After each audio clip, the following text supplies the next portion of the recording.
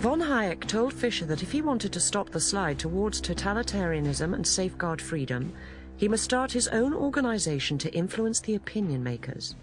Fischer agreed. He would use his money to found a think tank. He called it the Institute of Economic Affairs. But Fischer needed someone to run it.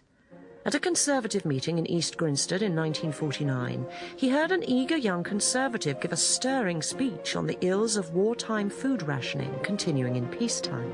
I can remember vividly the context of my talk was about the free market and the difference between the free market and rationing, which was then going forward. We still had rationing and controls and all that stuff.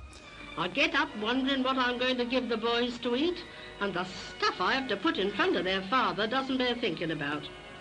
I did hope we might have it a bit easier now that there's no more war, but instead of that, it's worse. Fischer and Harris shared the feeling that Britain was going to hell in a handcart, pulled by politicians of every persuasion.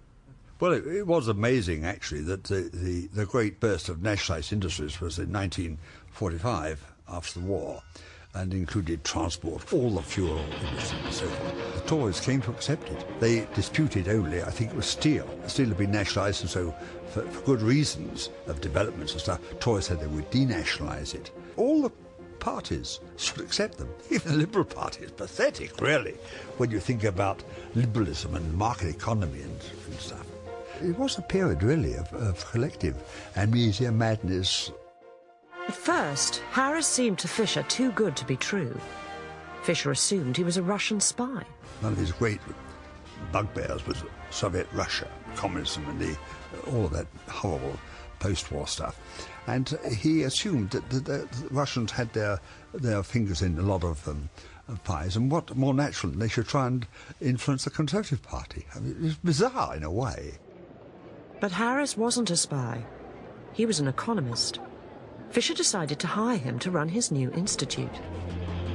And so it was that Ralph Harris gave up his job on a Glasgow newspaper and came to London as the first director of the Institute of Economic Affairs. Harris's leap into the dark landed him in a small office in Westminster in 1957 on a salary of £50 a month to preach the gospel of the free market. He looked around for someone to run the Institute's research programme.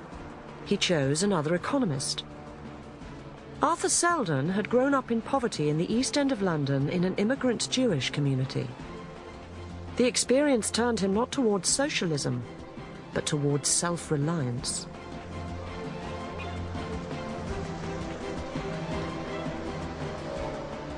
I think Arthur's guiding principle was that people could make choices for themselves much better than government. And people would spend their own money much better than government would spend it for them. That was the key of his belief, which he never varied from.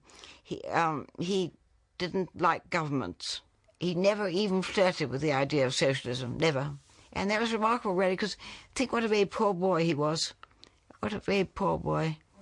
And he lived his childhood among people who were very poor in the East End of London. He had a remarkable mind, you know, to get out of that.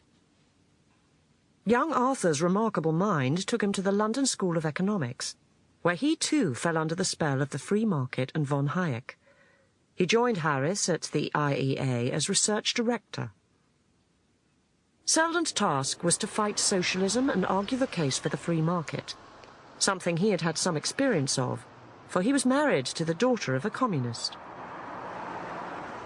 Communism seemed to be somewhat repressive, and there were still people who were telling other people what to do in communism. And it seemed to me in classical liberalism, people weren't telling other people what to do, and there was a difference. And anyway, I gradually became an ardent classical liberalist, which was just as well, because I was married to Arthur for 58 years. Selden, a liberal free marketeer, and Harris, the former Conservative education officer, forged their own independent line of economic inquiry, unallied to any political party, but very much leaning towards what today would be called the right. Together, Harris and Selden turned out a stream of pamphlets designed to influence academics, journalists and politicians. Their message was simple. The free market was good, government interference bad. They were widely thought of as being close to the lunatic fringe.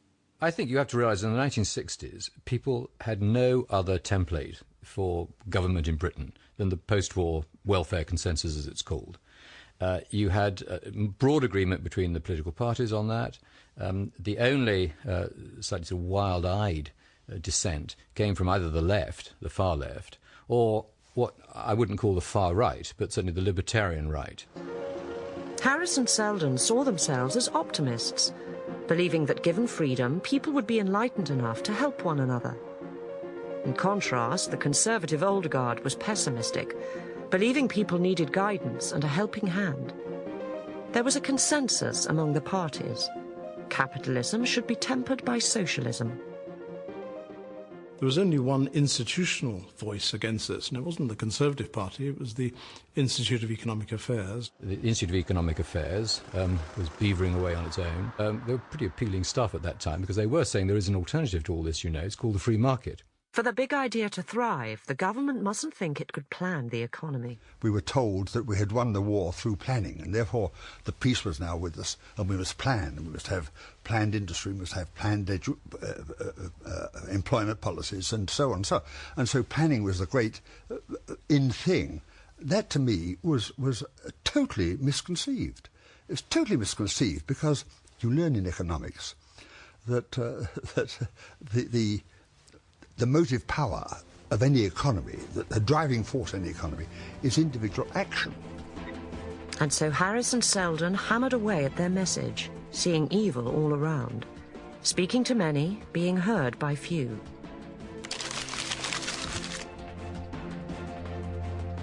But they were not downhearted. Ralph and Arthur, I mean this affectionately, always struck me as not unlike the Marx Brothers. That you couldn't be in their company without giggling. And they were wonderful at ridiculing the absurdities of both our politicians and of the civil servants' pretensions. I had good fun. And we were very lucky, I think, because Arthur and I were both working-class lads. We both come from state schools. And often the people who held our views were public school men, and they would present themselves, they'd be anti the welfare state, anti trade unions, and they would parody the argument that we wished, the serious argument we wished to make about reform, and so that we had a lot going for us, but it was very exciting. It was just as well they could giggle. Hayek had told them it would take 20 years for their ideas to break through. They would grow old together side by side, Selden writing, Harris hustling.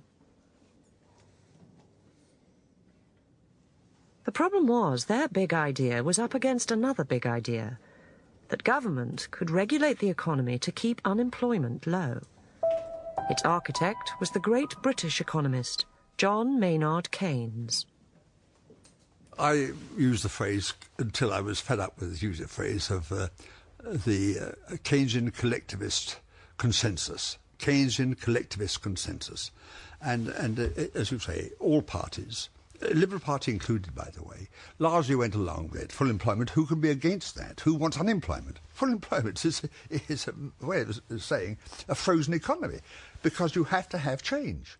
And the moment you have change, you have some jobs going out of fashion, out of action, and other jobs coming along. So the full employment is a phony kind of aim of policy. So governments should not maintain high employment. All the more reason for the welfare state, one might think. Not so. According to the IEA, it was also an impediment to progress. Following his childhood experiences, Arthur Selden concluded welfare should not be run by the state, but by charities. Well, he thought that the friendly societies before the war were doing a lot to help people in that way. And when Arthur's adopted mother was widowed, when he was about 10 or 11, the Jewish Charitable Association supplied her with weekly money to help her. And I think that Arthur thought that charities and friendly societies would supply what was needed for very poor people who couldn't help themselves.